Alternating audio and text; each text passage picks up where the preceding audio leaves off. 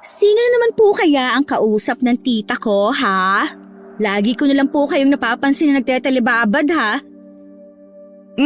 Sige na, manliligaw ko, bakit? Di nga po, sigurado kayo? Anong akala mo sa akin, sinungaling? Imposible na bang may manligaw sa akin? Hindi pa naman ako ganong matanda Saka hindi ko naman pinagbabawal na ligawan ako. Kaya ayoko nagsasabi sa'yo Ganyan-ganyan ang reaksyon na naiisip ko. Hindi naman po sa ganun, pero Simula nang bigla ang pagpapakabit ni Tita Mila ng internet, napansin ko na panay na rin ang telebabad niya. Walang araw o gabi na hindi ko siya nahuhuling may kausap sa telepono.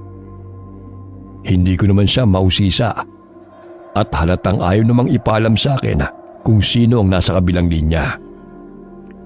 Hanggang isang araw ay hindi na nga ako nakatiis. Matanda na ako para pagsabihan mo, Dahlia. Huwag mo kong alalahanin. Alam ko ang pinapasok ko at kaya ko ang sarili ko.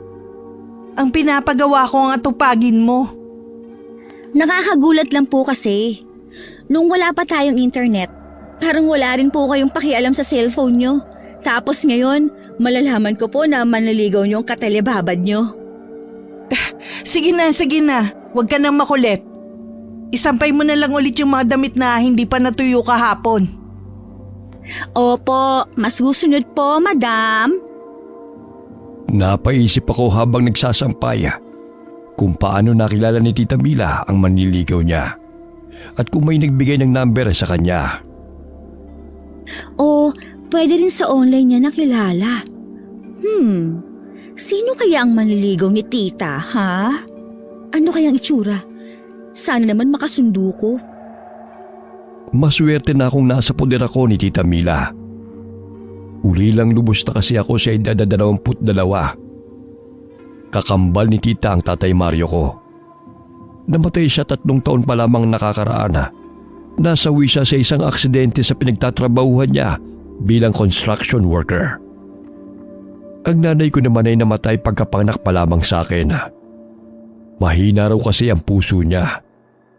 Si Tita na ang tumayo bilang nanay ko simula noon.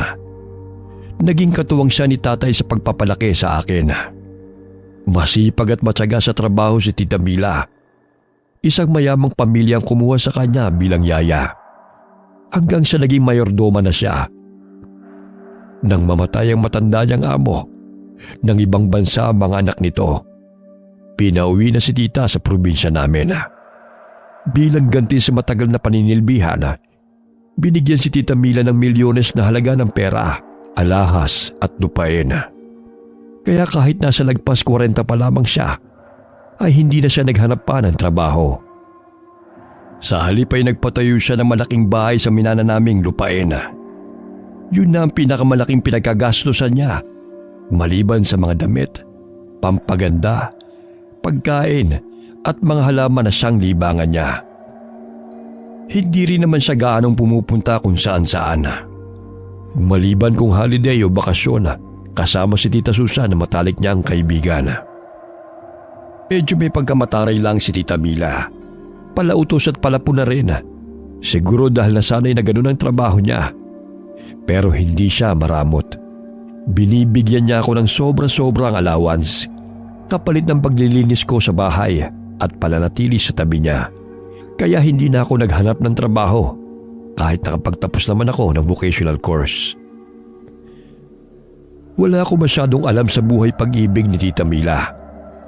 Hindi rin kasi siya palakwento tungkol sa mga ganong bagay. Kaya nakakagulat talaga na bigla na lang siyang may manliligaw. Hoy, ano ka ba? Hindi ka pa ba tapos sa pagsasampay mo dyan, Dahlia? May bagong pampagandang inalok si Susan. Mukhang epektibo sa kanya, bumili tayo.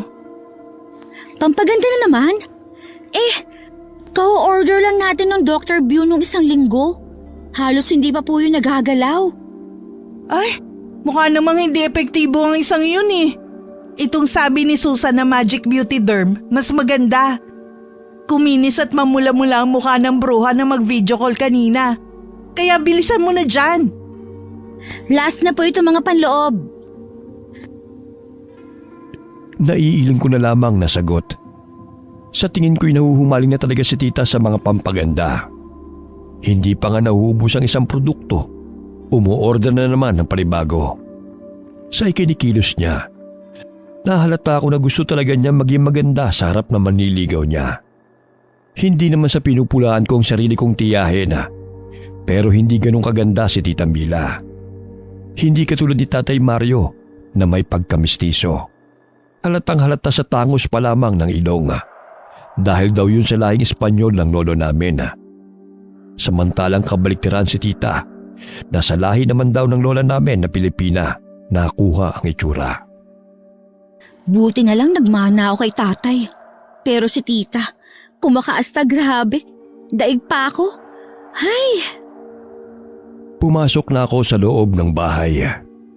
Mabagal akong naglakad patungo sa silid ni tita. Malayo pa'y kita ko ng bahagyang nakabukas ang pinto. Kaya dinig na dinig kong dumadagong dong na halakak niya. Para siyang kinikiliti. Nakinig pa muna ako sa labas imbes na pumasok. Huwag mo ko masyadong pinakikilig, Vince. Oo na. Gwapong-gwapo ka na dyan sa forma mo.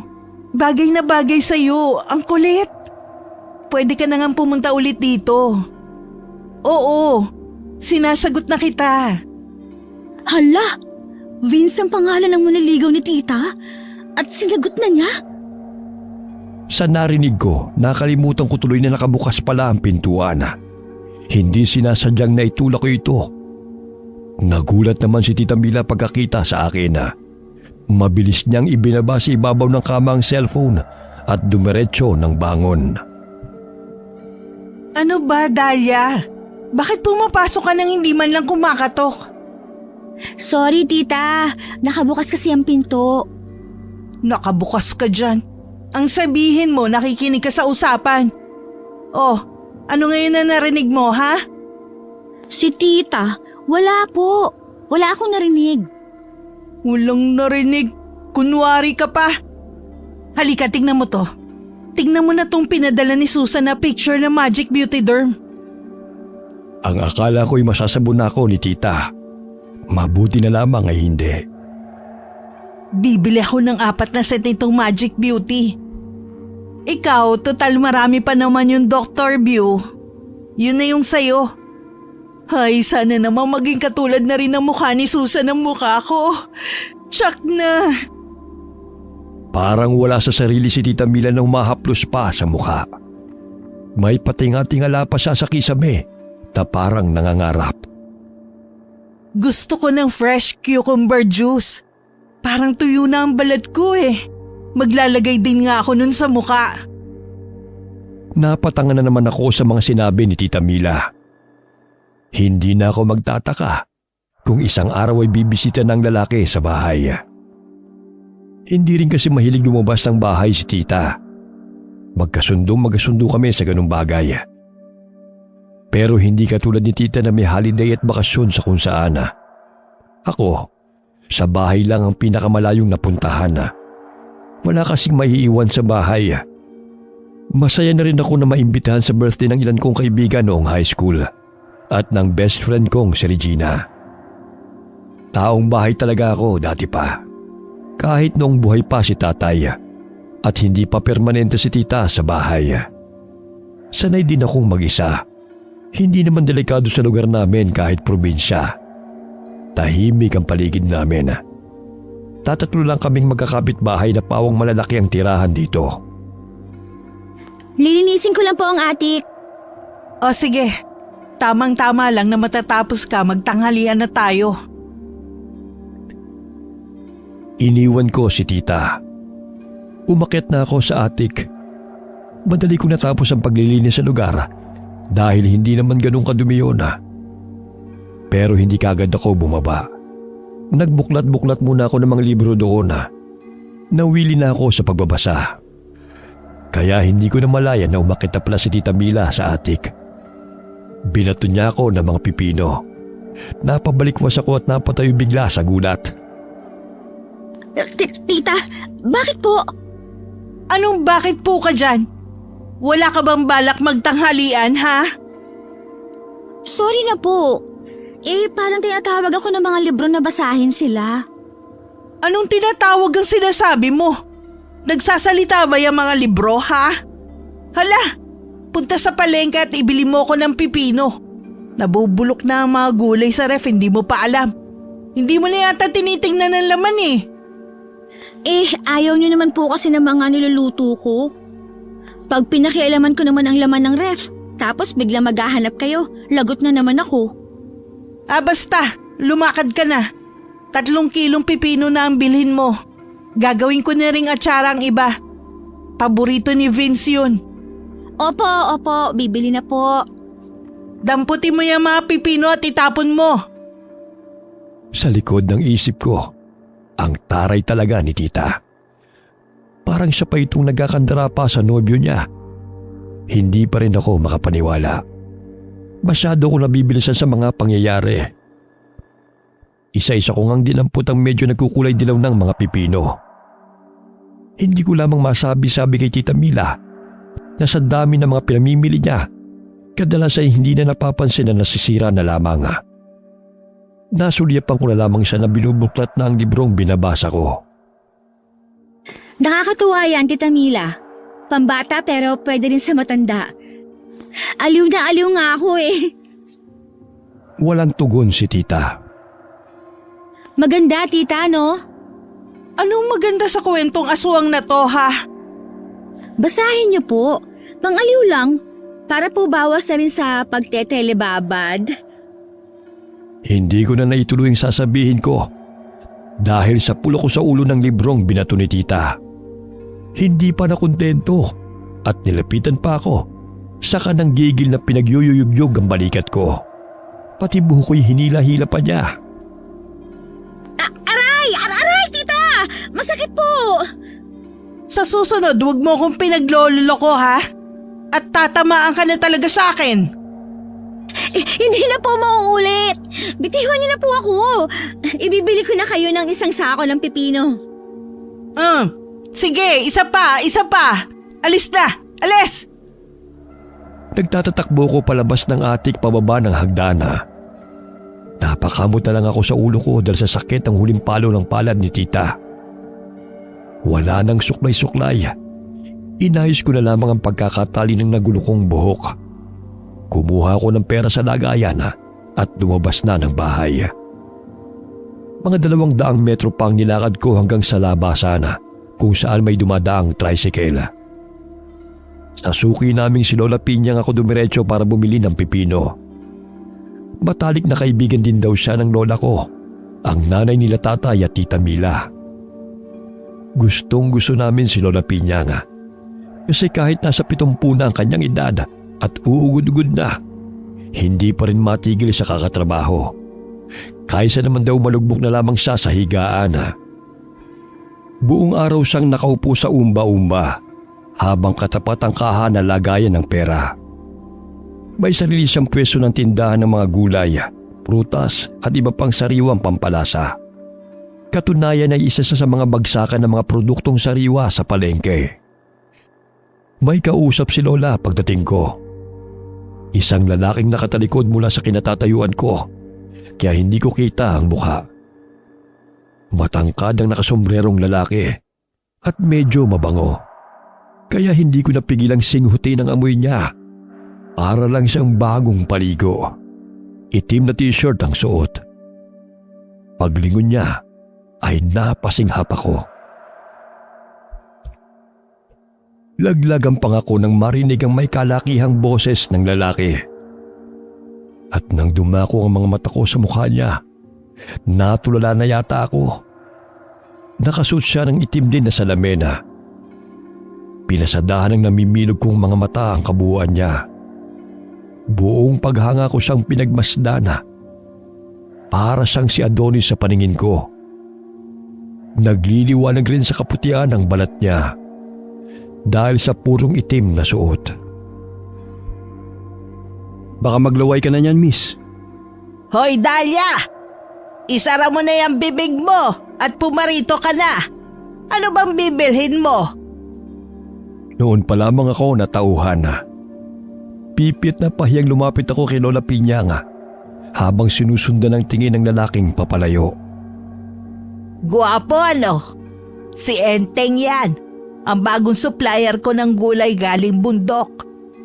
Pero hindi lang siya basta-basta supplier, kundi anak din ng may-ari. Masipag yan. Hanga nga rin ako eh. May inaalok pang ibang negosyo ang pamilya nila. Pera padala, ticketing, pati pagkakabit ng internet daw. Pati yung bagong-bagong sementeryo sa kabilang barangay na Memorial Park ang tawag, sa kanila rin pala. Maayos naman siyang kausap. Pero ayoko lang na hindi man lang siya nagtatanggal ng salamin kapag kinakausap ako. Ganun po talaga ang ibang mga lalaki, Lola Pinyang. Ayaw na nakikitang tumititig. Saka, pandagdag pogi points po yun. Oo, naiintindihan ko naman yun. Kaya lang ewan na nga rin natin. Iba na ang panahon ngayon. O ano bang bibilhin mo? 3 kilong pipino po ang sakin, tsaka chicharon.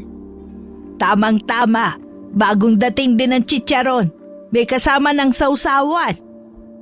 Wow! Sana todo asim ang sausawan nila para hindi na ako gagawa ng panibago sa bahay. Etong supot, kumuha ka na. Ikuha mo na nga rin ako ng 2 at ibibigay ko kay Boning. Sino si Boning la? Siya yung bagong kapitbahay ko na albularyo. Marami siyang kayang gawin. Pwede siyang lapitan anumang oras. Akala ko po wala nang ganyan dito. Meron pa po pala. Ang mga masasamang nilalang ay nakikita na kung saan-saan din, Dahlia. Mas magaling na rin sila ngayon sa pagpapanggap nila. Nakikisabay na rin sa modernong panahon. Lalo na sa atin dito, na hindi pa naman lahat ay makabago na. Madali silang makakahalubilo ng hindi natin nalalaman. Kaya alerto rin ang mga albularyo. Ganun po ba? Tatango-tango ako habang pumipili ng pipino. Baka kasi mapulaan na naman ako ni tita. Maging ang chicharon ay nagdagdag pa ako ng 2 para hindi na siya magreklamo na hindi ko siya binilhan tapos masarap pala. Ganyan kami ng tiyahin ko. Hindi lang basta tiyahin at pamangkin ang turingan. Mag-ina, magkapatid, magkaibigan din. Minsan nga magkaaway pa kapag hindi kami nagkakasundo, katulad na lamang kanina. Pag-uwi ko, excited akong bumaba ng tricycle. May laman pang chicharon ng bibig ko dahil hindi ko na napigilang papakin habang nasa biyahe. Dadampot pa sana ako ng 1 piraso habang naglalakad papasok sa amin nang mapansin ko ang parang delivery truck sa harapan ng bahay na ipinagtaka ko.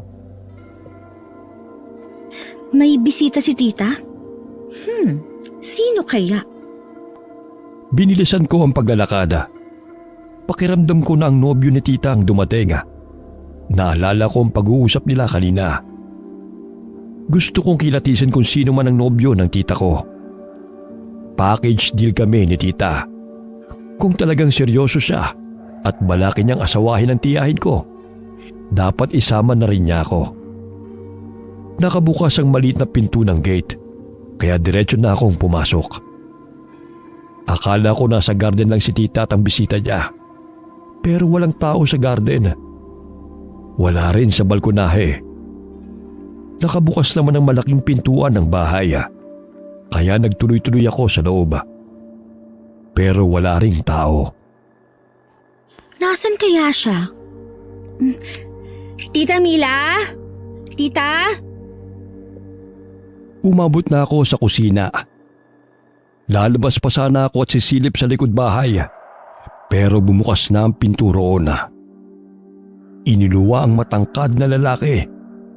Nanlaki ang aking mga mata at napangangako. Hindi ko inaasahan na makikita ko si Enteng sa bahay namin.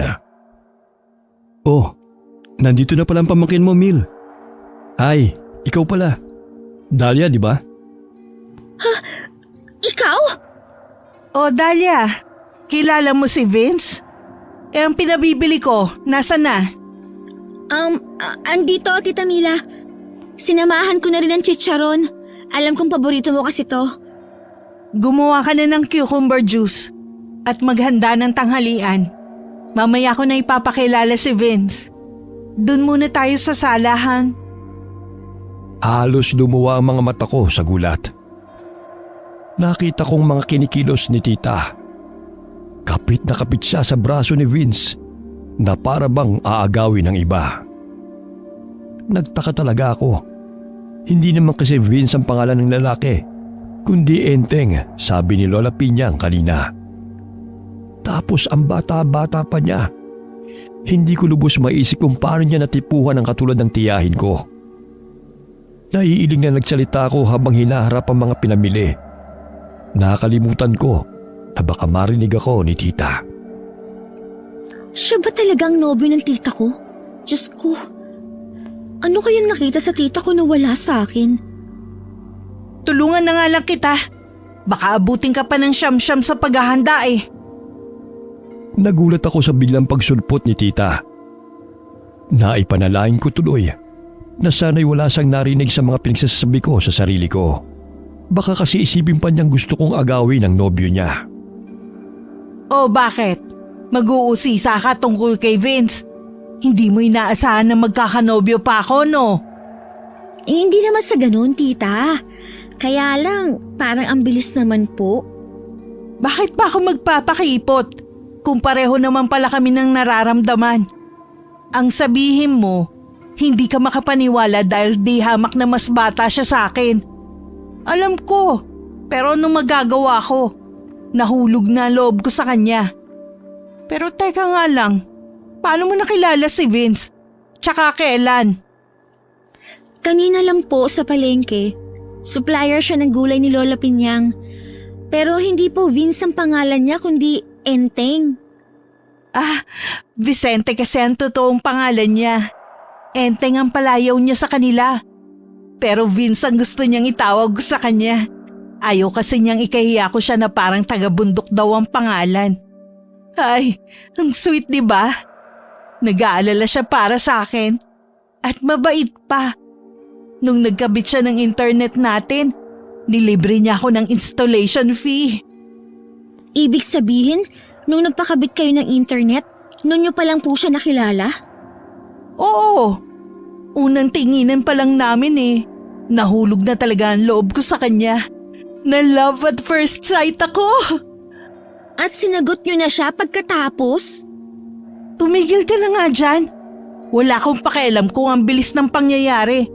Lalong wala rin akong pakialam kung malayo ang agwat ng edad namin, no? Basta mahal niya ako at mahal ko rin siya. O sige, bilisan mo na ang paghahanda. Baka gutom na ang honey ko. Iniwan ako ni tita sa kusina. Bit-bit niya ang kanin at ulam. Tinapos ko naman ang paggawa ng cucumber juice. Plato, kubyertos at pitsel ang dala ko papunta sa hapagkainan. Sa hapag, nakaupo si Tita Mila sa tabi ni Vince. Lumipat pa talaga ng pwesto ang tiyahin ko para makatabi lamang ang nobyo niya. Asikasong-asikaso ni tita ang lalaki. Kung makakilos sila, parang silang dalawa lamang ang naroon. Ang sarap nitong chop suey mo, Mil. Paborito ko to eh. Talaga? Baka naman binobola mo lang ako. Nako, hindi. Sa busy ko, wala na akong oras makipagbulahan pa. Iyaan mo. Sa susunod, dadala na kita ng mga gulay. Hindi nyo na kailangan mamili pa. Sinabi mo yan, ha? Damihan mo pa ang pagkain, honey ko. Malayo pa ang biyahe mo. Itong adobo, espesyal yan, may pinya. Salamat, pero ako na. Nakakaya naman kay Dahlia. Lalo na sa'yo, mahal. Pero, bago ko pala makalimutan, baka pwedeng dito muna ako tumuloy.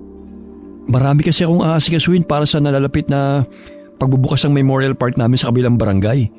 Sa Biyernes na kasi. Pupunta kayo ni Dahlia, ha? Naku, bakit ngayon mo lang sinabi? Oo naman. Welcome ka dito sa bahay ko, Vince, Sunny. Walang problema kay Dahlia. Mabait yang pamangkin ko kahit may pagkapakialamera. Nagpapasalamat naman ako na siya ang kasama ko rito sa bahay at hindi ibang tao. Sige lang, kain ka na marami, Vince. Itong cucumber juice, paborito to ni tita. Tikman mo rin. Ako na magsasalin para kay Vince ko. Sige po. Wala talaga akong masabi sa bilis ng pangyayari na nasaksihan ko. Maluluka yata ako dahil kay tita. Parang takot talagang maagawan ng lalaki sa inaasta niya. Hindi man lamang siya nag-aalala na dalawa lamang kami sa bahay at pareho pang babae. Pasimple kong sinuliapan si Vince. Mukha naman siyang mabait kahit hindi nakikipagtitigan ng diretsyo. Natanong ko tuloy sa isip ko kung ano kaya ang nakita niya sa tiyahin ko at nagustuhan niya ito. Sumulyap din pala siya sa akin at tinanguan ko. Pero mabilis akong nagbawi ng tingin. Napansin kasi kami kaagad ni Tita Mila. Kinuha niya kaagad ang atensyon ng nobyo niya. Minadali ko na ang pagkain para maiwan ko na sila. Pakiramdam ko kasi magkakasala pa ako kapag nasa harapan pa nila ako. Tapos na akong kumain, tita. Lilinisin ko na po ba yung guest room? Ay oo, buti naalala mo. Sige, tutal tapos ka na rin kumain. Ako na ang bahalang magligpit ng mga pinagkainan. Marami pa kaming pag-uusapan ni Vince ko eh. Hindi na ako nakasagot dahil pinuno ko ang bibig ko ng huling subo. Walang imik na iniwan ko na silang dalawa. Halos mabilaukan pa ako na naghagilap ng mainom na tubig pagdating sa kusina. Hiningal ako pagkatapos makainom. Grabe! Ikaw na talaga, Tita Mil. Diyos ko, nananaginip ba ako? Kababalaghan na yata ito nangyayari. Madali kong nalinis ang guest room dahil hindi naman ganun kadumi yun. Paglabas ko'y wala si tita sa sala. Hindi ko na sila hinanap. Nagkulong na lamang ako sa silid ko. Hindi ako sigurado kung gaano katagal akong nakatulog. Pero nang magising ako at lumabas ng silid, tahimik na ang sala. Nang tignan ko ang orasan, mag-aalas 8 na ng gabi. Hindi man lamang ako ginising ni tita. Nag-alangan pa ako kung pupuntahan pa si tita o hindi na. Sa huli nagpasa akong wag na siyang istorbohin. Ayoko kasi magalit na naman siya sa akin at maistorbo ko pa sila ng hani niya. Naisipan ko na dalhin na lang sa silid ko ang hapunan ko, imbes na sa hapagkainan pumuesto. Nang matapos ko ang pagkain, itinabi ko na lamang ang pinggan. Nagtupi muna ako ng mga bagong labang damit namin ni tita. Maghahating gabi na at bala ko nang matulog. Nang maisip kong ilabas ang pinagkainan ko, saka uminom na rin ng tubig. Binitbit ko ang plato para ihatid sana sa kusina. Nang paglabas ko ng silid, ay napansin kong nakapatay ang mga ilaw sa buong kabahayan. Sinanay ko muna ang mga mata ko sa dilim.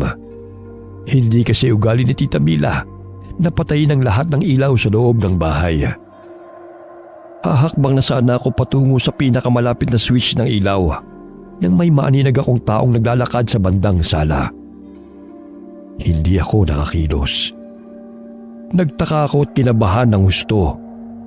Tiyak ko na si Vince ang nakikita ko. Umira lang pagkamausisa ko.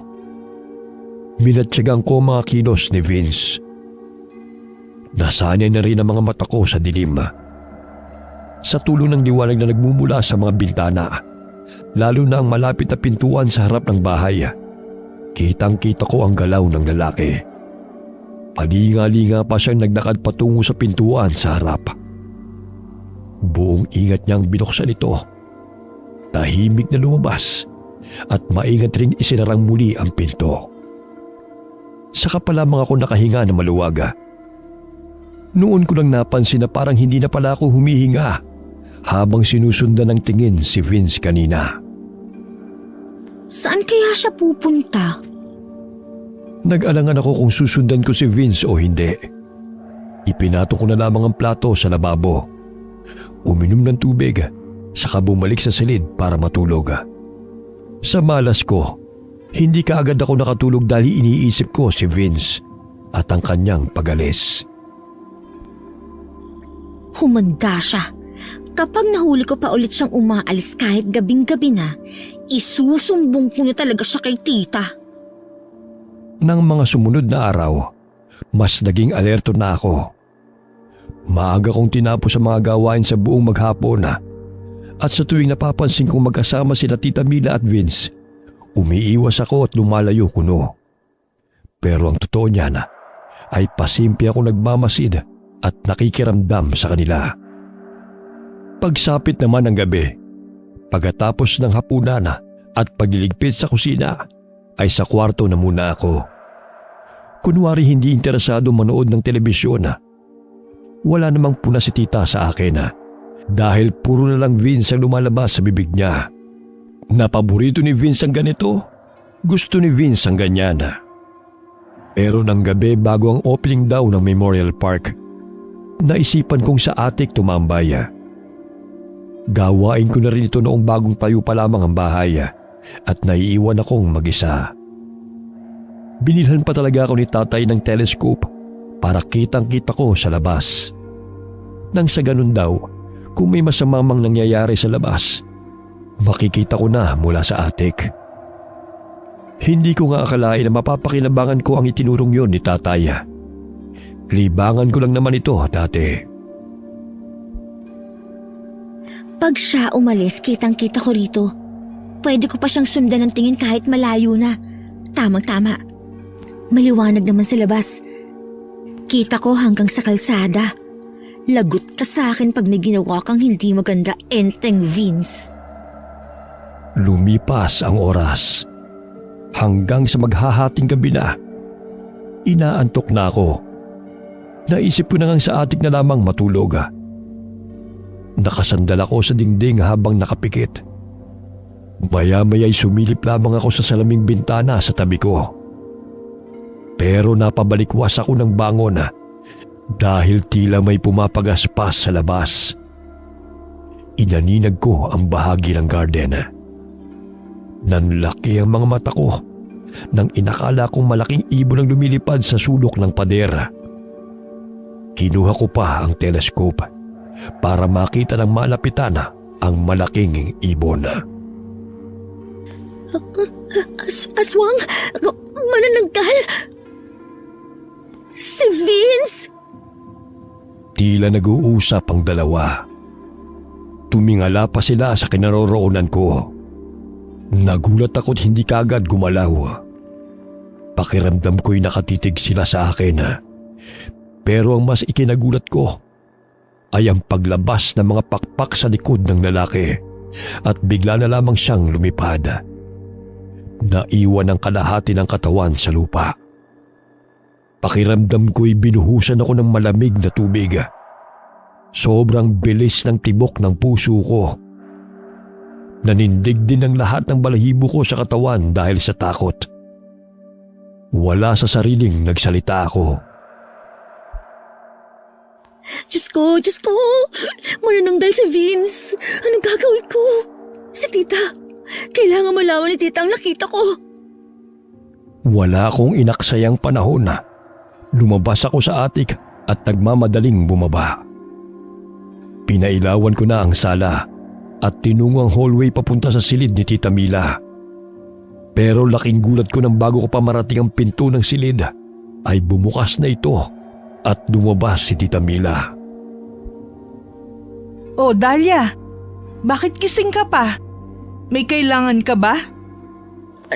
Tita, may sasabihin po sana ako. Sa ganitong oras? Gaano ba yan kaimportante? Hindi na ba makakapaghintay ng umaga? Ano kasi, tita... Oh, Mil, mahal. Dahlia, bakit gising pa kayo? Kulang na lang ay mapalundag ako sa gulat nang marinig ko ang boses ni Vince mula sa likod. Kabadong nilingon ko siya at sinipat. Nakapantulog siya. sa halip na damit na itim ng suot. Kinusot ko pa ang aking mga mata na parang bagong gising. Sobra akong nagtaka. Nilapitan naman siya ni Tita Mila. Vince, honey, gising ka pa rin pala. Nauhaw kasi ako kaya bumangon ako para uminom ng tubig. Sakto naman si Dahlia gising din. Pwede ba, Dahlia? Sa umaga na lang tayong mag-usap? Pero tita, Bukas na nga kasi sabi ng tita mo, Dahlia. Ikaw naman. Maga pa bukas ang lakad natin kaya dapat matulog ka na rin. Ikaw ba't gising ka pa? Manghihingi sana ako ng gamot sa sakit ng tiyan eh. Hindi yata ako natunaw sa kinain kong pangat kanina eh. Tarahan, ituturo ko sa'yo kung saan ang lagayan ng mga gamot. O Dahlia, bumalik ka na sa pagtulog ha. Tatalikod na sana si Tita Mila, pero hinabol ko siya at hinablot ang braso. Tita Mila, ang sama ng panaginip ko. Tungkol sa aswang. Parang totoong totoo. Natatakot po ako. Pwede bang tumabi sa'yo sa pagtulog? Tumawa si Tita Mila. Ano ka ba naman, Dahlia? Parang panaginip lang eh. Para ka namang hindi sanay mag-isa.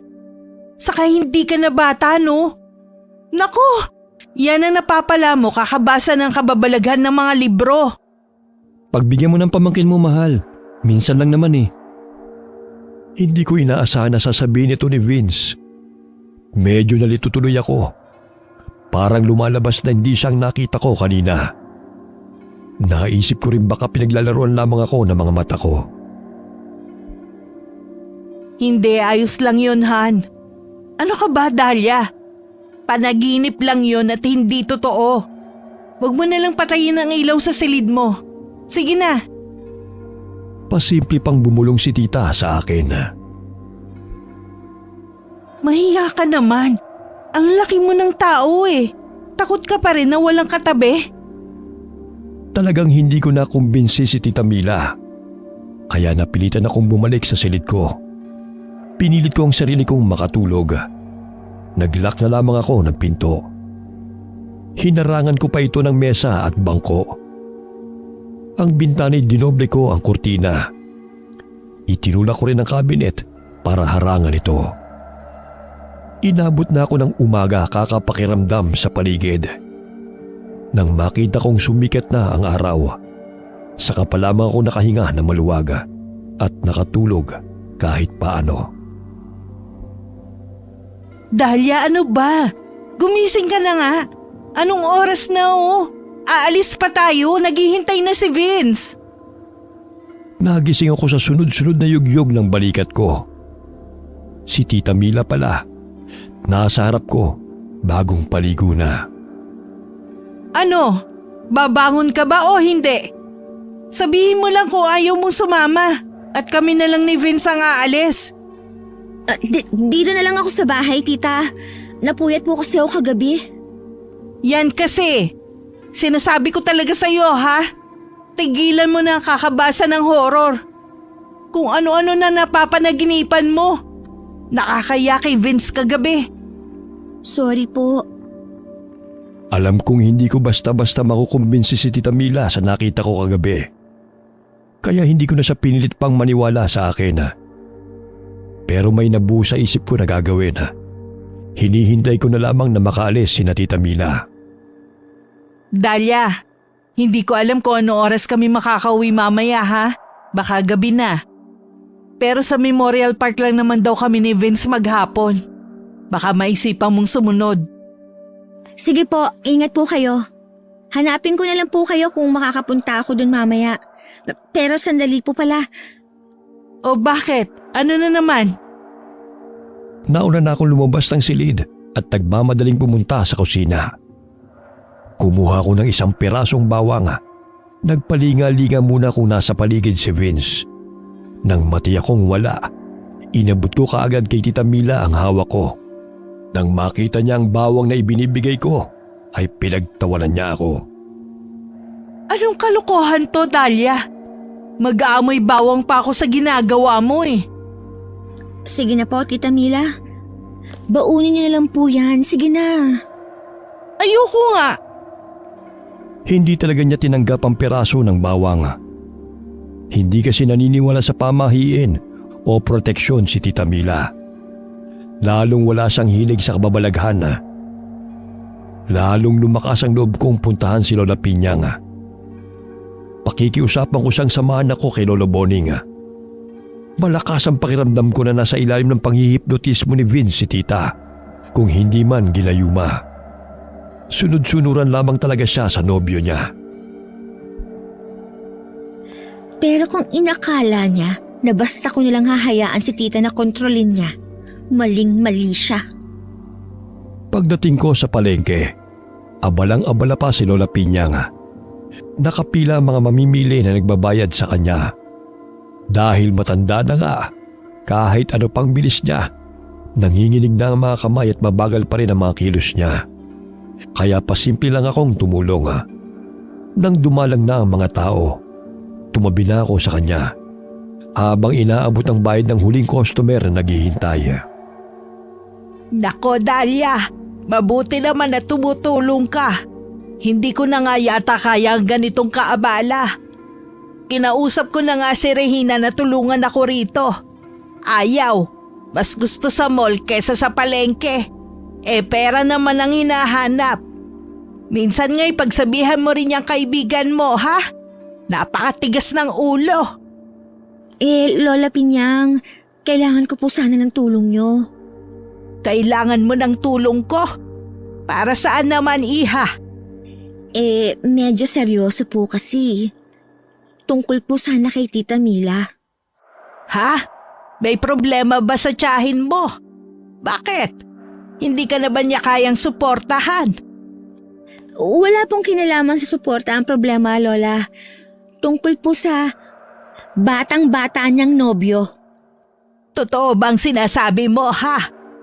Baka naman tulad ka rin ni Regina na gusto lang makalayo, kaya naghahanap lang ng lusot. Lola Pinyang, wala po akong balak umalis at iwan si Tita. Kaya nga po ako lumalapit sa inyo ngayon. Nasa panganib po siya. Panganib ka mo? Ipaliwanag mo nga mabuti. Dali-dali kong hinila ang bakanting upuan sa tabi ni Lola Pinyang, saka umupo roon. Inilahad ko ng buong buo ang tungkol kay Vince. Diyos na mahabagin. Kailangan nga ng tulong ng tiyahin mo sa lalong madaling panahon. Kung hindi ako nagkakamali ito na ang inaabangan na pangyayari na sinasabi ni Boning sa akin. Puntahan na po natin si Lolo Boning ngayon na. Sige, tawagin mo muna sina Tonyo at Berto. Sabihin mong isara muna ang tindahan. Sige po. Dali-dali kong nilapitan ng dalawa na nakaupo at nagpapahinga malapit sa mga sako ng kamote.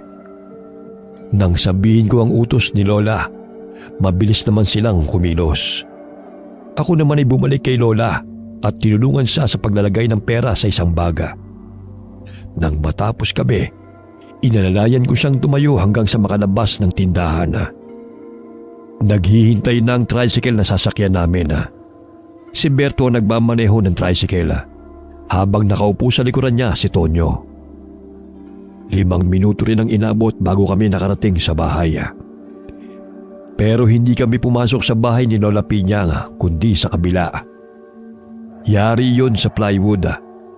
Sa labas pa lamang ay sinalubong na kami ng matandang may nakataling pulang panyo sa noo. Boning, kailangan namin ng tulong mo. Tonyo, Berto, dyan lang kayo sa bahay ha. Huwag muna kayong umalis. Pumasok muna kayo, Kapinyang. Sa loob natin pag-usapan ang problema. Abay, kanina pa ako naghihintay Pero hindi ko akalain na ikaw ang darating kasama itong magandang dalaga. Magandang araw po. Ako po si Dahlia. Nabuhayan ako ng loob habang papasok sa bahay ni Lolo Boning. Halatang alam na ng albularyo ang nangyayari. Ikinandado pa niya ang pinto ng nasa loob na kami.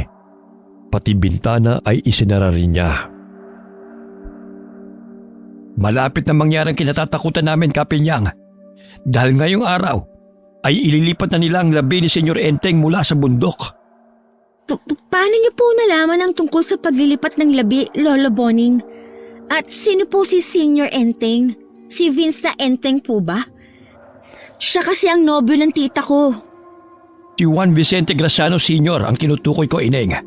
Kung hindi ako nagkakamali, ay ang batang-batang si Juan Vicente ikalimang tinutukoy mo na Vince o Enteng, di ba? At nobyo pa siya ng tiyahin mo, kamo. Ganun na nga po, Lolo Boning. Matanong nga kita, itong tiyahin mo, ilang taon na ba? May asawa?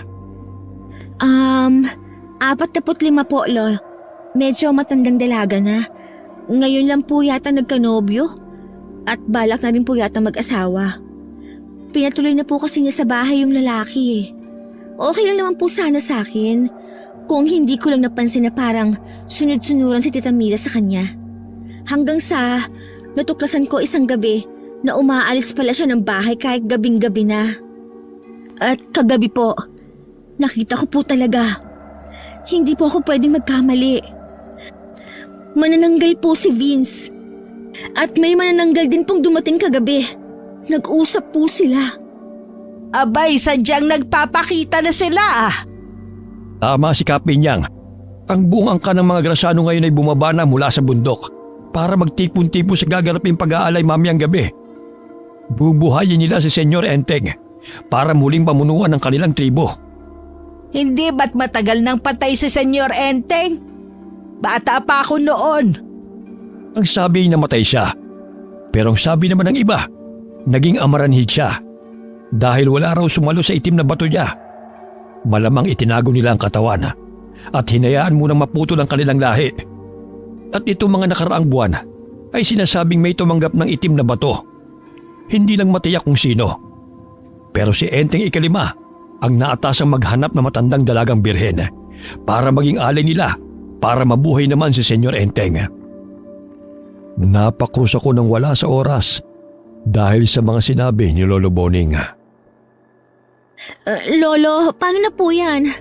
Magkasama sila ngayon ng tita ko. Baka ngayon nila iaalay si tita. Hindi ngayon, kundi mamayang gabi sa kabilugan ng buwan. Po? Sabihin mo na kung anong mga dapat gawin at kailangan mo, Boning. Tutulong ako. Abay, hindi na iba sa akin itong sina Mila at Dalia. Tulungan mo sila. Paano po yun, Lolo Boning? Tsak na kasama na buong pamilya ni Vince si tita. Naiiyak na nga ako. Natatakot ako na baka hindi na iuwi ni Vince ang tiyahin ko. Nagsisituloy ako na hindi pa ako sumama na lamang sa kanila. Pero wala naman akong kakayahang ipagtanggol si tita kung sakaling may masamang mangyayari sa kanya. Si Tita Mila na lang po ang natitira kong kamag-anak na pinakamalapit sa akin, Lola Pinyang. Pag nawala po siya, baka... Hinaplos naman ni Lola Pinyang ang likod ko para tumahan na ako. Pagpakatatag ka, Ineng, hindi pa ganun kalakas na aswang ang tumanggap ng bato. Maging si Enteng Ikalima o ang mga kasamahan niya. Sadya pa silang mahina dahil hindi pa nila napapabangon ang kanilang hari. At yun ang pipigilan natin. Kailangan lamang natin ng mga taong tutulong sa atin. Kung nagtitipon silang mga kampo ng kasamaan, ganun din tayong mabubuti. Magkakaisa tayo para labanan natin sila at matigil na ng tuluyan ang paghahasik nila ng lagim. Tawagin mo si Tonyo at Berto sa bahay, Dalia. Papuntahin mo sila rito. Opo, Lola Pinyang. Dali-dali akong lumabas at tinawag sina Tonyo at Berto na nasa tricycle pa rin. Magkasunod kaming pumasok ulit sa bahay ni Lolo Boning. Makinig kayong dalawa na mabuti. Puntahan niyo si Apong Goryo sa kubo niya sa Sapa. Ganon din si Kaambo sa Burol. Si Lola Juana sa hasyenda niya. Pati rin si Kaminyong sa tabing dagat. Ang sabihin niyo, pinapasundo sila ni Bonifacio. Sunod-sunod na tumango sina Tonyo at Berto nang walang pagtatanong. Halatang kilala nila ang mga tinutukoy ni Lolo Boning. Pero bago yan ay ihatid niyo muna pa uwi itong si Dalia. Sasamahan ka ni Kapinyang sa bahay niyo, Ineng. Tutulungan ka niya sa mga dapat mong gawin para hindi na kayo pasukin o lapitan pa ulit ng mga aswang. Paano po si Tita Mila ko? Huwag ka mag-alala. Kapag nagtipon-tipon na mamaya ang mga kilalang albularyo at albularya ni Boning, magsasagawa sila ng ritual at maghahanda ng mga sandata para sa pagsugod natin sa Memorial Park ng mga Graciano. Susugod po tayo? Oo, susugurin natin sila bago pa nila maisagawa ang ritual ng pag-aalay. Huwag kang matakot, Ineng. Gagawin namin ang lahat para mailigtas ang tiyahin mo. Samahan mo kami sa pagdarasal na kahit mahirapan man tayo, basta matatalo natin sila at mababawi natin siya. Opo. Ipagdarasal ko po na gabayan kayo ng Diyos na pinakamakapangyarihan sa lahat. Bigyan po sana kayo ng lakas para makapanlaban ng mabuti. Na sana po ay magtagumpay kayo sa pagligtas sa Tita Mila ko. Matalo niyo po sana ng tuluyan ang angkan na puno ng kasamaan. Narito ang kwintas na may palawit na proteksyon laban sa mga aswang. Isuot mo yan, Ineng. Salamat po, Lolo Boning. Lumipad kami sa bahay ni Lola Pinyang pagkatapos. Kumuha siya ng kamangyana, iba't ibang uri ng damo, krus at cactus na halaman na para sa amin ni Tita Mila. Hindi nagtagala. Bumiyahin na kami pauwi ng bahay. Bago umalis si Berto at Tonyo, ay nagbilin si Lola Pinyang na balikan nila kami bago mag-alas 6. Huling punta ko rito nung binindisyonan pa itong bahay. Hindi ko akalain na sa pagbalik ko ay magtataboy ako ng aswang. Nababasa ko lang po dati ang kwentong aswang. Tapos,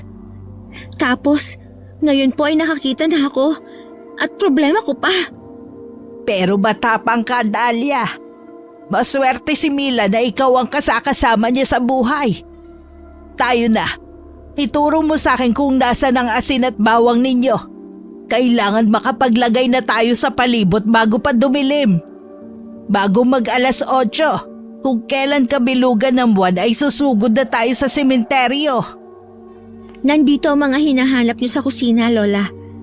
Marami kaming asin at bawang dito. Si Tita nga po pala. Bibigyan ko rin po sana ng kapirasong bawang kanina pero hindi niya tinanggap. Hayaan mo na. Hindi natin mapipilit ang isang tao sa mga bagay na ayaw niya at hindi niya pinaniniwalaan. Ang magagawa natin ay ang tulungan na lamang siya. Sa pagtulong natin may mabuting aral din siya matututunan. Bago tayo umalis mamaya, magpapausok tayo ng kamangyan. Pwede rin kayong bumili ng kamangyan o insenso para ipausok sa susunod. Tatandaan ko po, Lola Pinyang. Naging abala na kami ni Lola Pinyang sa mga ginagawa namin maghapon. Tumigil lamang kami saglit para mananghalian at saka nagpatuloy na ulit. Naghintay kaming sumapit ang alas 6. Saka nagpausok ng kamangyan na may mga tuyong dahon ng iba't ibang damo. Siya namang pagdating ni Berto at Tonyo para sunduin kami.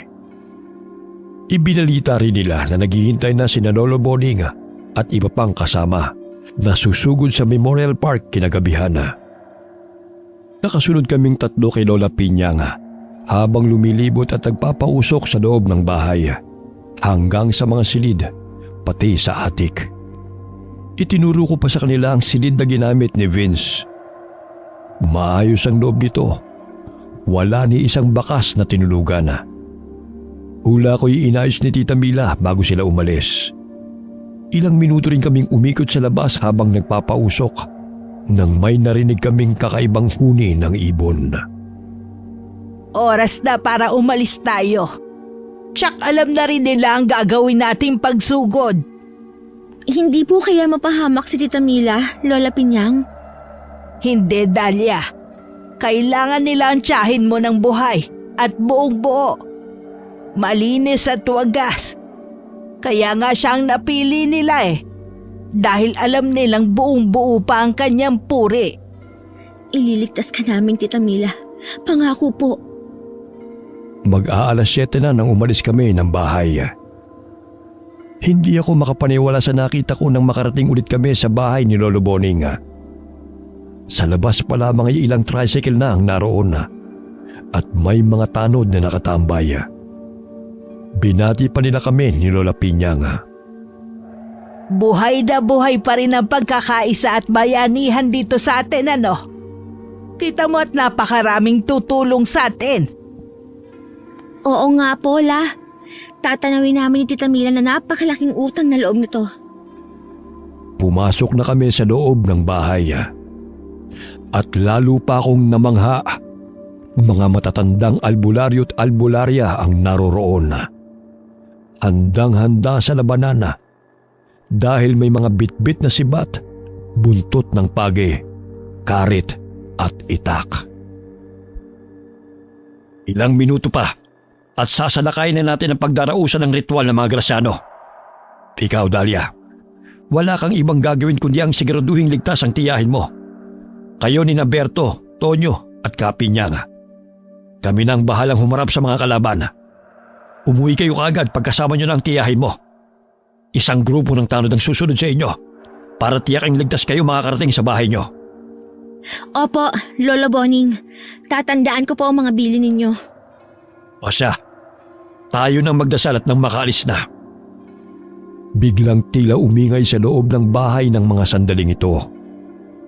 Iba't ibang dasal ang naririnig ko. Meron pang ibang salita na tila orasyon. May kaunting pag-aalala kong naramdaman sa isiping karamihan sa mga kasama ko na magliligtas kay Tita Mila ay mga matatanda. Pero kaagad ko namang binawi. Sa isip ko, kung sila nga sa ganong edad ay napakatapang pa, dapat ako rin. O siya, umalis na tayo. Kasihan nawa tayo ng Diyos. Isa-isang tinulungan namin ni Berto, Tonyo at ng mga tanod ang mga matatandang mabagal ang kilos. Lalo na sina Lola Juana at Apong Goryo. Para na naman ulit akong kinabahan kung kakayanin pa nilang lumaban. May buntot pagi si Lola Juana. Sibat naman ang ginagawang tungkod ang kay Apong Goryo. Ang matanda pero matikas na katulad ni Kaambu ay may hawak na karit. Si Kaminyong ay may itak sa bewang. Si Lolo Boning na pinakabata sa lahat ay may bitbit na libro at may kwintas na may kakaibang palawit. 5 tricycle lahat ang umusad ilang saglit pa. Panay naman ang panalangin ko. Diyos ko, ikaw na po ang bahala sa amin. Higit kanino man, ikaw po ang may hawak ng mga buhay namin. Huwag niyo po sanang hayaang manaig ang kasamaan sa gabing ito. Makauwi po sana kaming buo at ligtas. Pagdating sa gate ng bagong-bagong sementeryo, bumaba ang 4 na tanod at bubuksan sana ito. Pero nakakandado ang pintong bakal. Lumapit ang isang nagmamaneho ng tricycle. May dala itong lagari para sa bakal. Kumikislap ang bakal sa lakas ng paglalagari nito. Nabuksan ang gate ilang sandali pa. Sindihan ang mga sulok at pumasok na tayo! Ilang saglit pa'y lumiwanag lalo sa paligid. Sumabay pa sa liwanag ang paghawi ng ulap na tumatakip sa bilog na buwan. Kaya lalong nagliwanag ang paligid. Muling umandar ang mga tricycle at dumiretso sa loob. Sisimulan na nila ang seremonya ng pag-aalay kay Mila. Kaya walang pumigil sa ating pagpasok. Sa pinakadulong bahagi ng daan ay matatagpuan ang pabilog na bahay na walang dingding. Iniilawan ito ng mga sulo sa paligid. Nakapalibot dito ang mahigit kumulang 20 katao na pawang nakasuot ng mahabang itim na damit at nakatalokbong ang ulo. Sa pag-ihip ng hangin, biglang nangamoy bulok ang paligid. Noon humarap sa amin ang mga naroroon. Alam nilang darating tayo. Hindi man lang sila nagulat. Tignan mo ang mga itsura. Handang-handa ng manglapa. Sabik na sabik makapambiktima. Nakakatakot po sila, Lola Pinyang. Parang mga gutom na gutom. Pero, bakit hindi po nahati ang katawan nila? Malamang hindi sila nagpahid ng langis. Mahihirapan din silang makabalik sa katawan nila kapag sakaling matagpuan pa natin. Ngayon naalala ko na, Dahlia. Kaya hindi maganda ang pakiramdam ko na hindi nagtatanggal ng salamin si Enteng kapag kausap ko noon. Umiiwas siya na baka mabasa ko sa mga mata niya kung ano talaga siya. Kaya rin po siguro hindi siya nakikipagtitigan ng matagal sa akin. Pero kay Tita Mila, tsak gumamit siya ng hipnotismo. Ang sabi pa ni Tita, unang tingin pa lang daw, nahulog na ang loob niya kay Vince. Bumaba na sina Boning. Humanda ka na, Dahlia. Itigil nyo na ang ginagawa nyo mga kampo ng kasamaan! Yan ay kung gusto nyo pa mabigyan ng pangalawang pagkakataon para mabuhay. Ngayon tumigil tanda! Nasa teritoryo namin kayo! Wala kaming pakialam kung teritoryo nyo ito! Si Tita Mila, Lola Pinyang, buhay pa ba siya? Hindi siya kumikilos sa itim na altar. Maghintay ka. Maililigtas mo rin ang tiyahin mo. Huling pagkakataon mga tanda! Isuko nyo ng mga sandata nyo! Mutya! Anting-anting! Agimat! O kung ano pa! Sumabi kayo sa amin! At magkakasama tayong paghaharian ng mundo! Hangal! Idadamay nyo ba kami sa kasamaan nyo? Pasensyahan tayo! Kung ganon, lapain sila! Sa isang kisap matay na saksihan ko ang labanan ng mga aswang at mga albularyo. Noong bata pa ako'y naiisip ko lamang ang mga ganitong tagpo. Nababasa minsan sa mga libro. Pero hindi ko akalain na masasaksihan ko ito ng personal ngayon ng harap-harapan at totoong totoo. Kung natakot ako sa mukha ng mga aswang kanina, mas nagulat ako sa nasaksihan kong kilos ng mga matatandang kasama namin. Walang mabagal gumalaw sa kanila. Walang uugod-ugod at nangihina. Lahat ay masiglang kumikilos. Tusok ng sibat sa kaliwa, hataw ng buntot ng pagi sa kanan. May tumatakbo pa at sumisipa. Si Vince at ang isang kasama nitong may hawak na libro ang pinuntahan ni Lolo Boning. Habang nakataas ang kamay ni Vince at tila binabasa ang nakasulat sa libro, itinaas din ni Lolo Boning ang libro niya. Malakas na nagsalita ng hindi maintindihan. Puntahan niyo na si Mila, Dahlia, Berto. Opo! Mabilis akong bumaba sa tricycle at tinakbo ang kinaroroonan ng altar. Napapasigaw ako sa mga humaharang sa akin ng mga aswang. Pero mabilis si Kaminyong. Pinagtataga niya ang mga aswang sa daanan ko. Sinamahan pa niya kami ni Berto hanggang sa tabi ni Tita Mila. Nilabanan pa niya ang kasama ni Vince na humahawak ng libro, habang si Lolo Boning ay nasulyapan kong nakapikit lamang at patuloy sa pagsasalita. Walang sino man ang nakakalapit sa kanya. Dahlia, Diyos ko, salamat dumating kayo. Kahit mahina ang boses ay nakapagsalita pa si Tita. Ililigtas ka namin, Tita. Inumpisahan kong kalagyan ng tali sa kamay ni Tita, habang si Berto naman ay nasa paanan niya. Pero sumulpot sa tabi namin si Kaambo at walang kahirap-hirap na pinuto ng tali gamit ang karit niya. Maraming salamat po. Tara na, Tita Mila. Tutulungan kita makababa.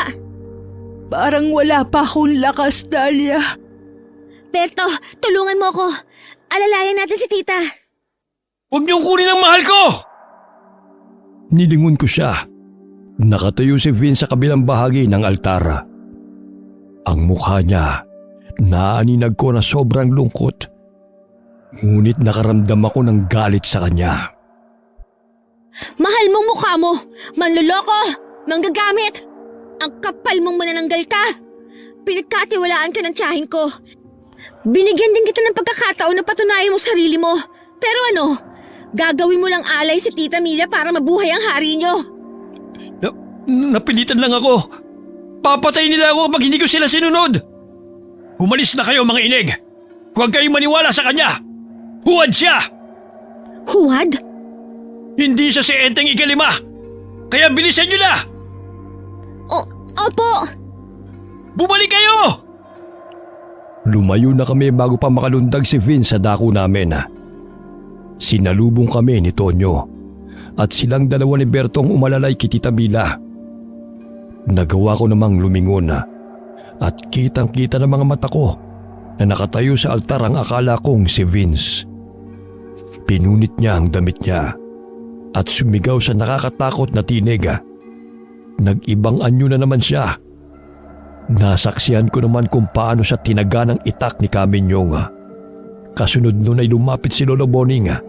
Binasahan niya ng malakas ang aswang na bumagsak sa ibabaw ng altar. Dahlia, halika na! Pagkarinig ko sa sigaw ni Lola Piñang, ay natauhan ako at tumakbo patungo sa tricycle. Nasa likurang upuan na ng tricycle nakapwesto si Lola Piñang. Si Tita Mila na ang nasa harap. Tumabi ako sa kanya. Tita Mila, ligtas na po kayo. Hindi sumagot si Tita. Sa halip ay humagulgol siya. Umusad na ang tricycle. Okay lang po. Iiyak niyo lang po para gumaan ang pakiramdam ninyo. Hinila ko ang ulo niya sa balikat ko. Lumingon pa ako sa pinanggalingan namin sa huling pagkakataon. Unti-unting nalalaga sa mga aswang. Nasusunog ang mga katawan nila. Sa isang banda, maluwag akong nakahinga. Nagpapasalamat sa mga taong nagkaisa at hindi nagdalawang isip na tulungan kami. Nakarating kami sa bahay nang walang nangyaring masama. Bumalik na rin ang tricycle na sumunod sa amin para sunduin ang iba pa. Bababa na sana ako para buksan ang gate. Nang mula sa Bougainvillea sa di kalayuan ay may naaninag akong tao na nakatayo. Humakbang lamang siya ng kaunti pero hindi lumapit sa amin. Tama lamang ang layo niya para maaninag ko ang itsura niya mula sa liwanag ng buwan at ilaw sa daan. Si Vince yung nakatayo sa harapan namin. Parang hapong-hapo siya. Ang mga damit niya ay sobrang dumi. Nakita rin pala siya ni Tita Mila. Vince! Wag kayong bumaba! Hoy lalaki! Umalis ka na bago pa ako may magawang masama sa'yo! Salamat ka, binibigyan kita ng pagkakataon ngayon! Gusto ko lang po makausap si Mila. Pangako po, hindi ko siya sasaktan. Hoy! Manananggal naman niloko! O kung sino ka man! Huwag kang magpapakita sa amin kahit kailan! Dahlia, hindi ako nakita mo kagabi, kundi ang tatay ko. Gusto kasi nilang pasukin ang bahay at kunin na si Mila. Akala kasi nila nagbago na ang isip ko. Naramdaman na nila ang pag-aalangan kong gawing alay ang mahal ko. Sa loob kasi na maikling panahon na nagkakilala kami ng tiyahin mo, napatunayan ko kung gaano siya kasarap magmahal at mag-alaga.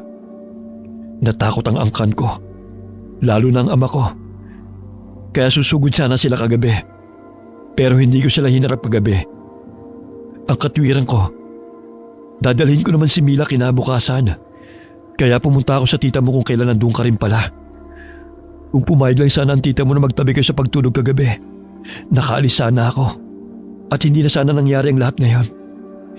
Bala ko sanang ialay ang sarili ko sa lolo ko. Ako na lang, sa halip na si Mila. Hoy Enteng! Kung makapagsalita ka, parang buo pa rin ang puri mo ah!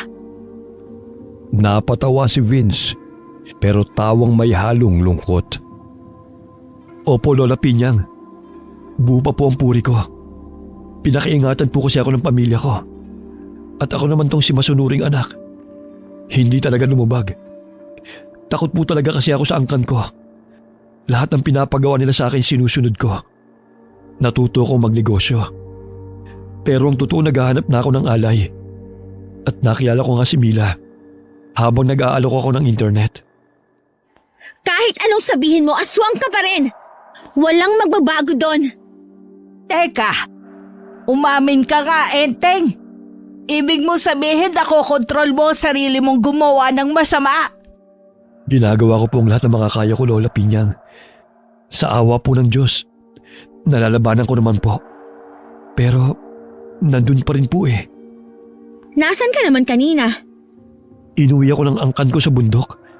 Kinulong nila ako doon pagkatapos ko madala si Mila sa Memorial Park kanina. Pero nakatakas ako. Kung totoo ang sinasabi mo, pumunta ka sa bahay ni Boning.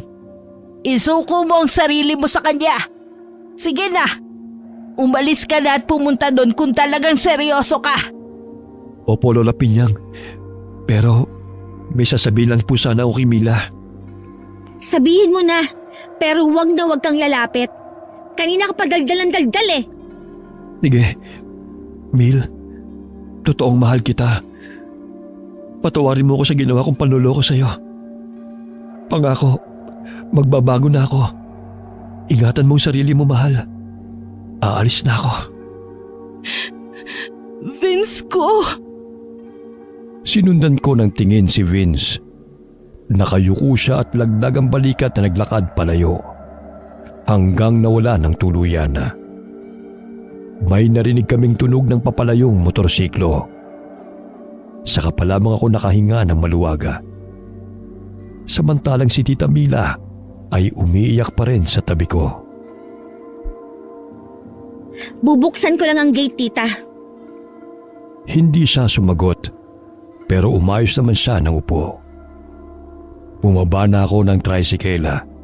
Kinapa ang susi sa sekretong lagayan at binuksan ang maliit na pinto. Pagkatapos ay tinungo ko ang lock sa gitna ng gate. Binuksan ito ng tuluyan para makapasok ang sasakyan. Inalalayan pa rin ni Tonyo at Berto si Tita Mila sa pagpasok sa bahay. Ako naman ay si Lola Pinyang.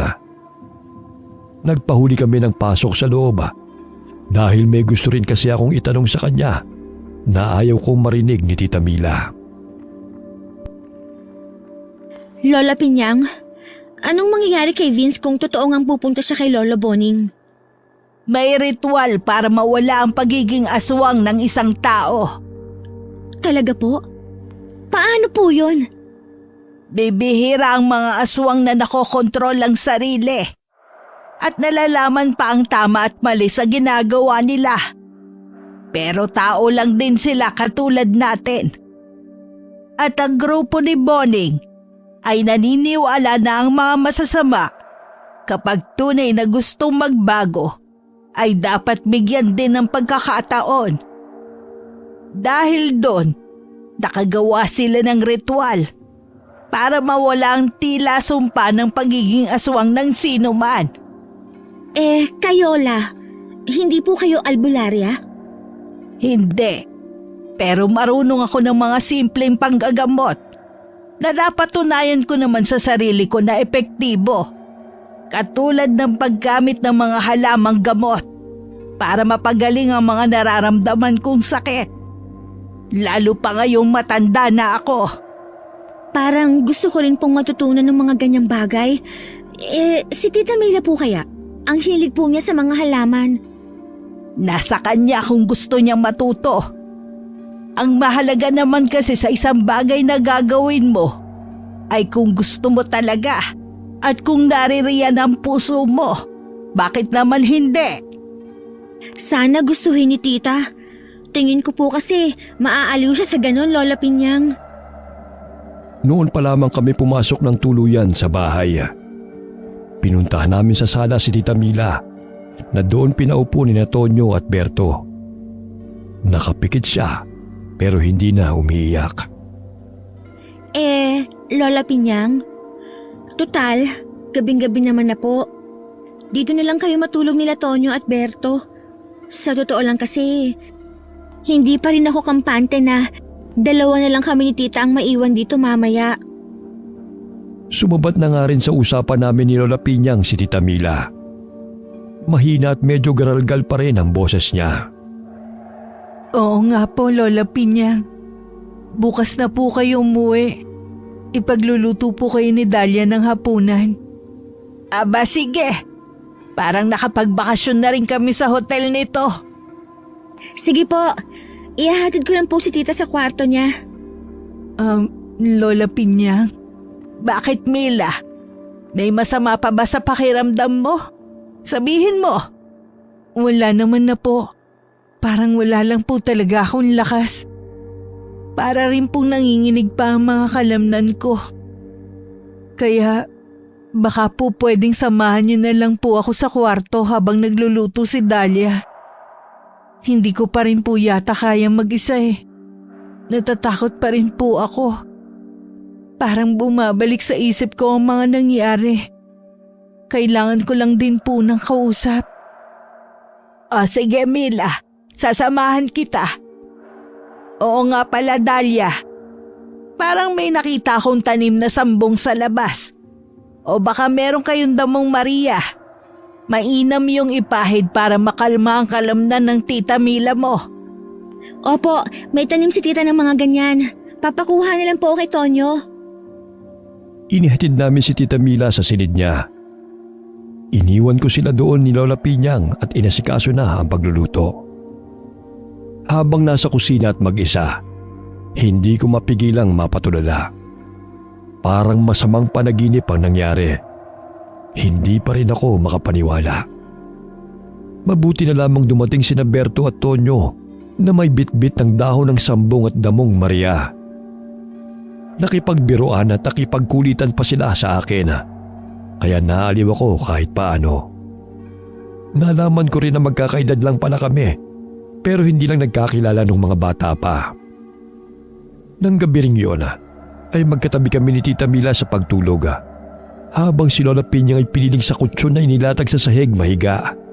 Baka raw kasi mahulog siya sa kama. Sina Berto at Tonyo ay sa sala. Ayaw nila sa guest room dahil gusto pa rin lang magbantay sa paligid. Inaumagahan. Pagkakasunod kaming nagising tatlo ni Tita Mila at Lola Pinyang. Kumusta na ang mga pakiramdam ninyo? Lalo ka na Mila. Mabuti na po Lola Pinyang. Nakatulong ng malaki yung pinahid niyong maligamgam na sambong at damong Maria sa katawan ko kagabi. Kayo po Lola Pinyang, kumusta po ang tulog nyo? Hindi naman po kayo nahirapan para bumangon at umihi. Ang baba po kasi ng kutsyon na hinigaan nyo. Abay, masarap ang tulog ko. Para akong nasa hotel.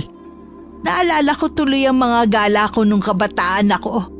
Manood lang ng sine, langit na sakit. Isang araw manood tayo ng sine, Ay nako, wag na. Hindi ko nakakayanin ang bumiyahe ng malayo. Dito na lang po sa bahay kung ganun.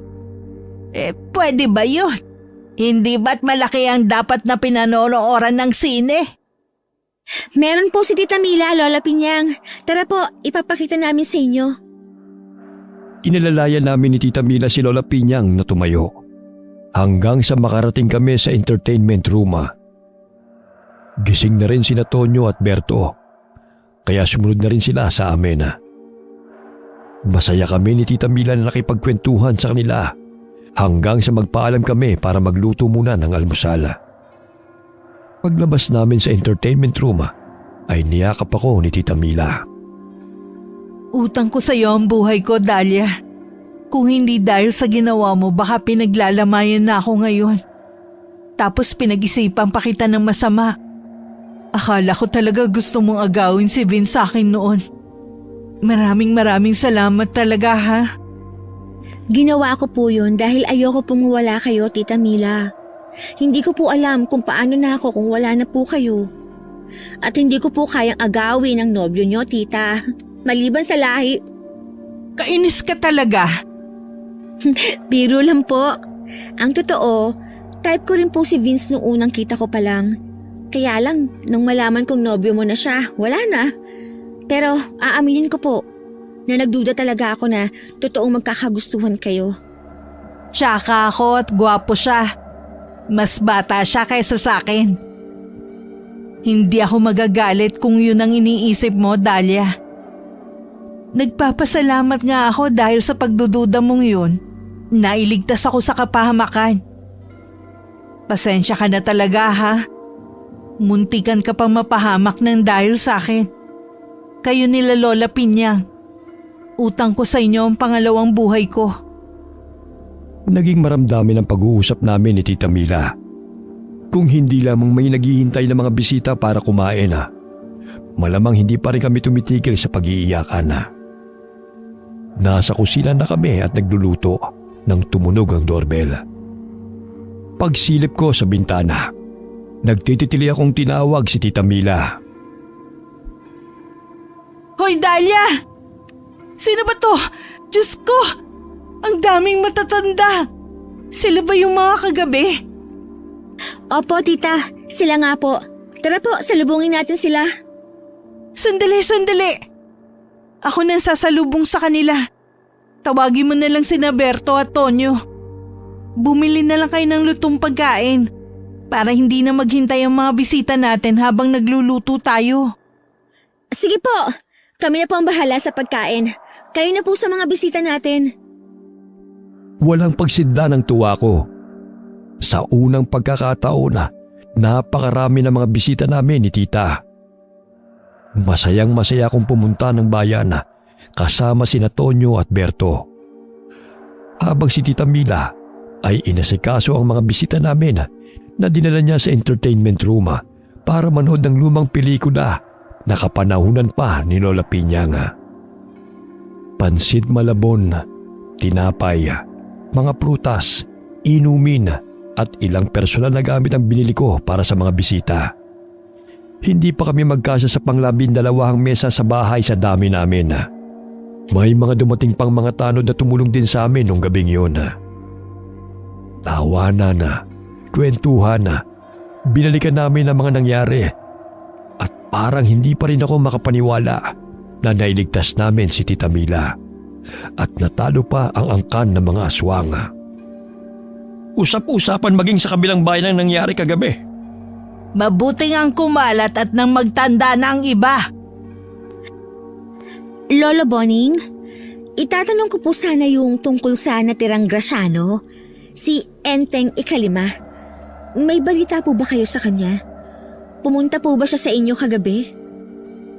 Hindi ko napigilang itanong ang tungkol kay Vince. Para kasing wala man lang nagbabanggit. Ayaw mali sa isip ko ang tungkol sa kanya hanggang wala akong nalalamang balita. Para na rin sa ikakatahimik namin pareho ni Tita Mila. Huwag na natin siyang pag-usapan sa ngayon, Dahlia. Ang totoo niyan ay may gusto pa talaga kami sabihin sa inyo na isa pang dahilan kung bakit kami pumarito. Ano po yun, Lolo Boning? Sabihin niyo na po, Lolo Boning, para mapanatag na po kami. Nagpunta si Enteng si Vince pala sa bahay kagabi. Nagmamakaawang tulungan namin na mawala ang pagiging aswang niya. Gustong-gusto ng gwapong binata magbagong buhay at mamuhay ng normal. Kaya isinagawa namin ang ritual ng pagpapalabas sa alaga niya sa tiyan. Naging matagumpay po ba kayo? Hindi na po ba aswang ang nobyo ko? Mahal mo na talaga siya, no, Mila? Yumuko si Tita Mila at hindi nakasagot. Nalilito naman ako sa nararamdaman ko. Nahati ang kalooban ko. Parang bumabalik na naman kasi ang takot ko na baka hindi pa talaga tapos ang panghihipnotismo kay Tita Mila. Ang malala pa, naisip ko paano pag naging aswang din ang tiyahin ko. Humahanga ako kay Vince. Kinaya niya ang ritual. Katunayan ay nagpapahinga siya sa bahay. Pwede ko ba siyang makita? Tita naman, pwedeng wag muna ngayon. Tama si Dahlia, Mila. Sapat nang alam mong kinaya niya ang ritual. Bigyan mo muna ng panahon na humilom ang lahat. At kung tunay nga ang nararamdaman niyo sa isa't isa ng lalaking yun, tsak na gagawa mismo ng paraan ng tadhana para magkita kayong muli. Sinang-ayunan ng iba pang naroon ang sinabi ni Lola Pinyang. Pumayag din naman si Tita Mila. Hapon na magpasyang magsipag-uwian si Lolo Boning. May iiwan na naman kami ni Tita Mila. Pero laking pasasalamat namin na nagkusa si Berto at Tonyo at ang dalawa pang tanod na sa bahay ulit magpapalipas ng gabi at sa mga susunod pang araw. Hanggang sa tuluyan na kaming mapanatag. Muli ay nagpasalamat kami ni Tita Mila kina Lolo Boning sa lahat ng tulong, sakripisyo at mga payo nila. Makalipas ang ilang buwan, sa awa ng Diyos ay panatag na ulit ang loob namin sa bahay. Si Tita Mila ay abala na sa pagtatanim ng mga halamang gamot sa garden. Masayang masaya ako na nakahiligan niya yon. Sa kanya na kasi kumukuha ng binebentang tuyong halamang gamot si Lola Pinyang. Si Berto'y sa amin na nga pala nakatira. Bumili ng sasakyan si Tita Mila at siya ang nagmamaneho. Hardinero at all-around helper na rin namin siya. Wala na kaming nabalitaan tungkol kay Vince. Ang huling binanggit ni Lola Pinyang tungkol sa kanya ay umalis raw ito kasama si Lolo Boning. Naging kanang kamay na si Vince ng albularyo. Ako naman para hindi mainip sa bahay kapag walang ginagawa, tumutulong ako sa tindahan ni Lola Pinyang. Mula sa pagkilo ng mga gulay hanggang sa pagripak ng mga laurel at paminta. Pakiramdam ko nga balang araw ay magiging negosyante rin ako.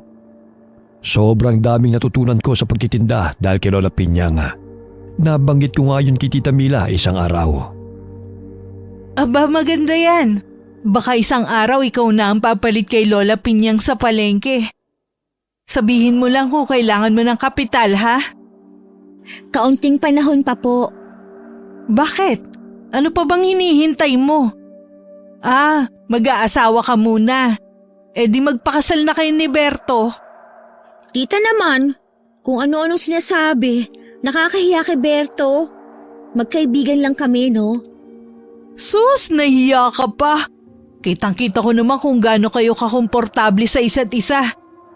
At kung sakali hindi ako tutol dahil kilala ko na si Berto. Boto ko sa kanya para sa'yo. Si Tita, sinabi na nga hindi kami. Ay naku, ayaw talagang umamin, no?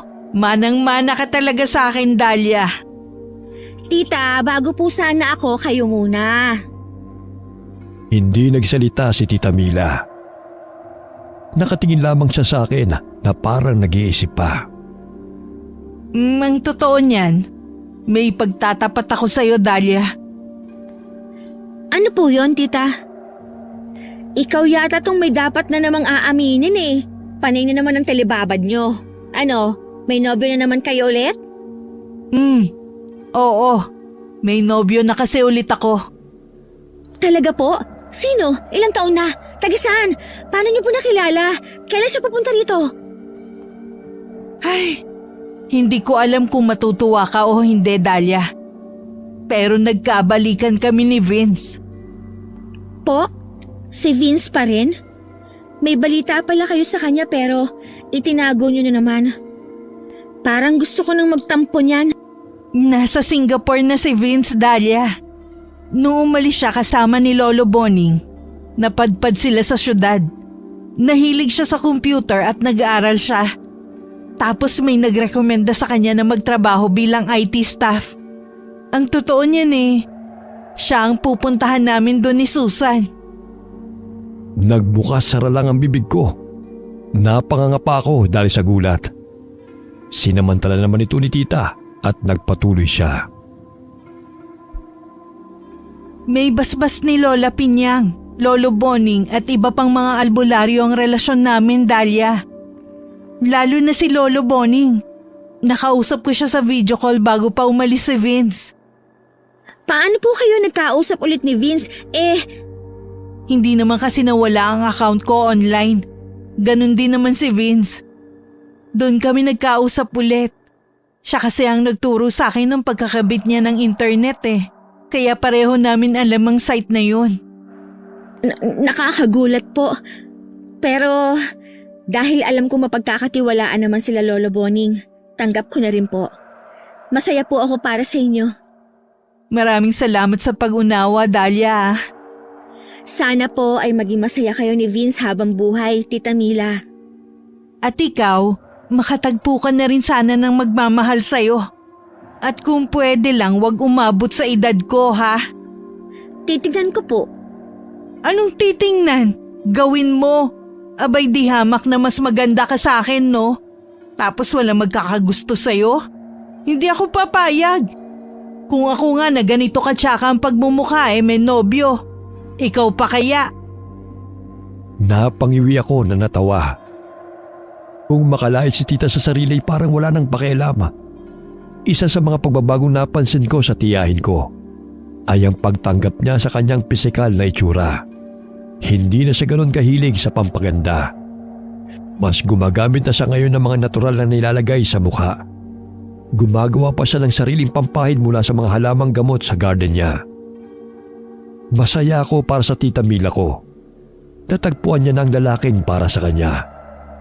Hindi naging hadlang ang kanilang nakaraan para magpatuloy sila sa pagmamahalan. Ako naman ay masaya na rin. Kahit hindi pa ako sigurado kung makakatagpo ako ng lalaking magmamahal din sa akin ng totoo. Ang mahalaga sa akin ngayon ay masaya at kontento ako sa kung anong meron ako. At yun ang mga taong hindi ko man tunay na kadugo. Pero ang pag-aalala na pinaparamdam sa akin ay higit pa sa isang malapit na pamilya. Halos isang buwan si Tita Mila sa Singapore. At habang wala siya, iniimbitahan ko sina Lola Pinyang, Kaambo at Kaminyong sa bahay. Sila na lamang ang malalakas na kayang pumaro at pumarito, basta may sundo lamang. Minsan ay dinadalaw din namin si Lola Wana at Apong Goryo. Nasa malayong syudad naman daw si Lolo Boning. Na magkita kami ng kaibigan kong si Regina isang araw. Tinawanan pa niya ako sa naging kapalaran ko raw. Imbis na mamuhi raw ako sa modernong paraan, parang umurong daw ako. Malayong malayo sa kanya. Imbis na pabata ang nakakasama, patanda ng patanda ang sa akin. Hindi naman problema sa akin ang ganoon. Ang mahalaga, marami akong mabuting aral na natutunan sa buhay dahil sa mga matatandang kasama ko. Kasama ng mga paniniwala sa pamahiin at proteksyon laban sa masasamang elemento. Mga bagay na daladala ko sa pagharap ko sa modernong mundo na ginagalawan ko sa kasalukuyan. Walang masamang maniwala at maging maingat dahil sa mundo na ating ginagalawan, lahat ay pwedeng mangyari. At mas madalas sa hindi pa natin inaasahang pagkakataon. Wakas. Sino na naman po kaya ang kausap ng